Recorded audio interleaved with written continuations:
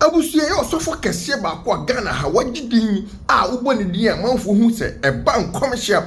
fa politics ho de abusuya obie ni hono mu a sebe wagidin nche hono sebe menka se obi anyidi na nso oye one of them osofo Elijah Kofi Ken mikaye obi twabo me dendende eno anu oba bonten ede nsem bia betu dwa abusuya utimu se ya nibre so pa enya sempeto no chiremu a enima bi akoso a cheso ono ankasa ne ninje hu na oba be ka chiro ru adwon Mahama say ono ankasa na hye nkom so omra obenya tumi no no nya tumi no so no ka chire ni pen say se obese tumi no say bi odima ne ne dede a enye onwe yie no anyo ungrateful esan say enkrofo bi ma ya adwuma bi diama na so ru adwon Mahama okai no sa enkrofo na ankasa oka omo ben ho nya sade a osofo Elijah Kofi Ken chemu a obe feli ankasa na ne feli ne de ebe chen Ghana mampani bi a waba eya akonya no so da we yensem osofo ka eno na ko online amanfo bi mu chemu say ada osofo ada adwuma osofo ye na say ya appreciate ya na because person the osofo esi kanensem echeche nsem mu kan pen esi su dua say so ru adwon Mahama na adwen so obema ne ru afi nkofo bi omo bo ana enye ono nso no feeling kesi obefeel no ebi nsi da ne de sa na amanfo bi mu ekeka busia ye mo pia osofo ne kwatie ensem ne bi mra ba ye beto aso e de mamo o subscribe ya busia no abo adoma ne so no subscribe di amaye. And for our president, the Spirit of God says, keep your promise. That is the word of God for our president, President John Mahama. The Lord said, keep your promise. Those who stood by you and you have come into power, do not push them away. Do not push them away. For if you keep your promise, then your legacy will stand the test of time. But if you don't keep your promise and you change your mind because now you have power and you are connected to power all over the world, then your shame is not far. Then your shame is not far. And your legacy will be dented. Because by the time you are leaving office, the evil occurrences that will be happening and you being in the seat of power as president, it will overwhelm you. It will be too much for you. And you will walk away from the seat of power with your legacy being dented. And this prophecy I am giving, it takes me back to the prophecy the Lord gave me concerning Akufo-Addo and the NPP. Way back, way back, that he will be the first president to walk away from the state house with a lot of shame and anger from the court of heaven. Did it come to pass?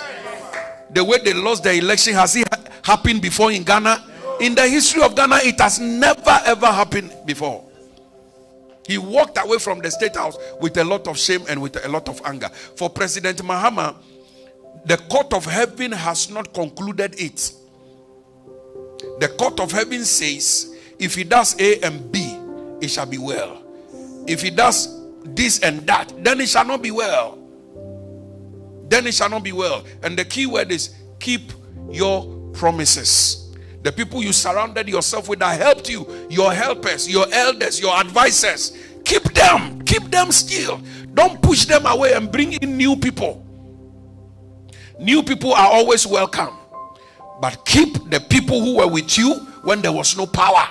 when there was no influence, when there was no money, and you promised them, keep them. Keep them. When the devil wants to bring a man down, he introduces him to influence and power, and then he connects him to pride and arrogance. That is the beginning and the downfall of a man. A word to the wise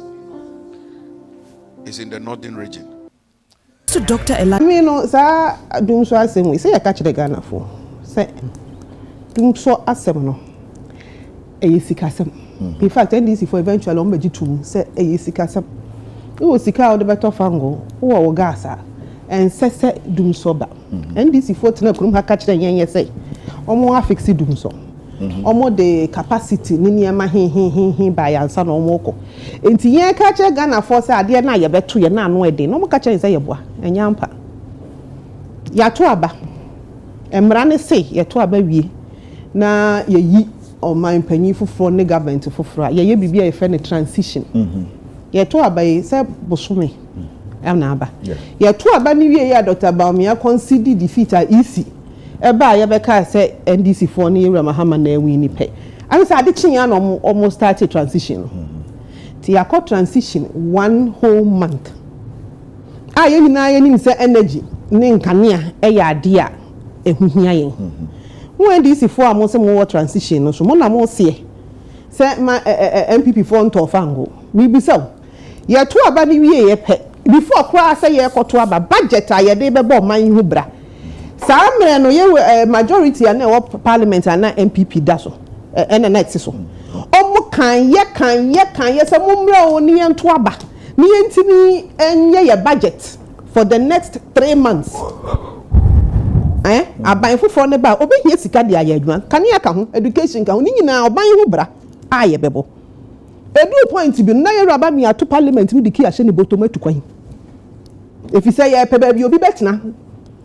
obi sɛ meyɛ majority obi sɛ meyɛ minority na saa mmerɛ minority a nneɛma bɛyɛ majority na ɔmo kɔ match pass ɛwɔ parliament ne yɛyɛ musical chairs na saa mmerɛ na mo yɛ saa na mo dwen sɛ mo yɛ meyama dɛ kɔ na mo yɛ MPP fo because abatoɔ na ne yɛ kɔto no na MPP timi wi ni NDC timi wi ni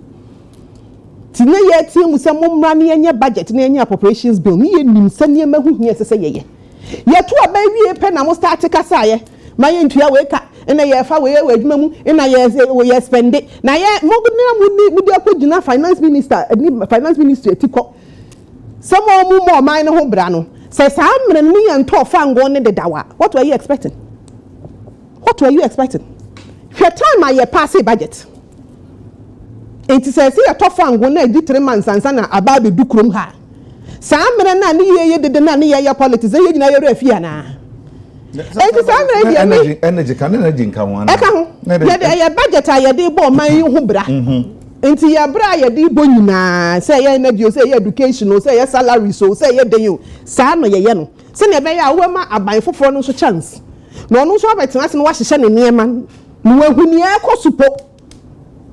no wahuni ɔbɛyɛ saa mmerɛ no yɛfrɛ mo no na modwen sɛ bia na modwen sɛ mu wini enti ɔmo sɛ mu ama Dr. Bawumia ina nyankopɔn si Dr. Bawumia kɔtena fi na John Mahama mmra enti me deɛ me ɛnɛ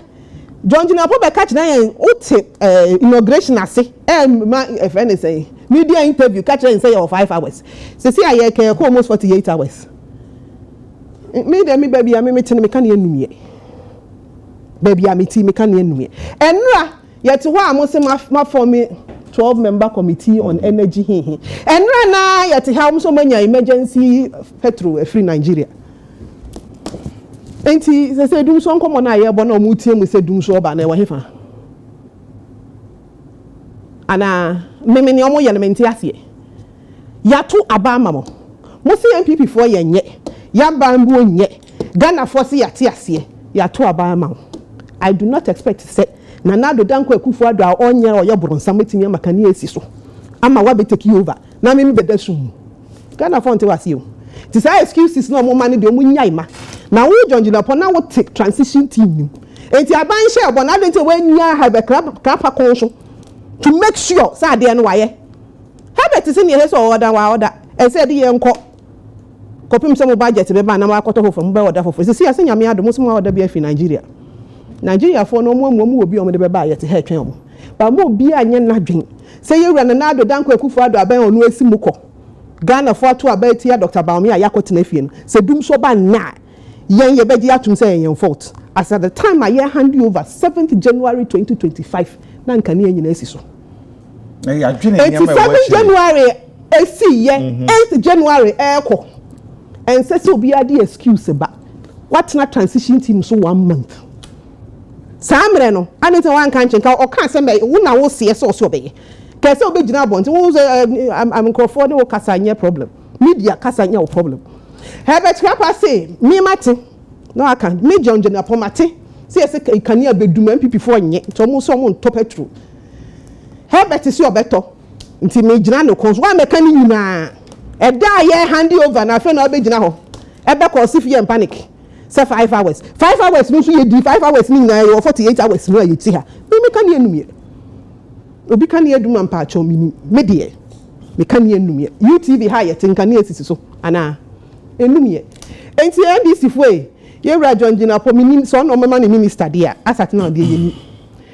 transition team say president wo ho or chief of staff or when the core team oni omo ye adwuma petro na mo se free alata e ba no mama ne mra na kanea ne de ensese edum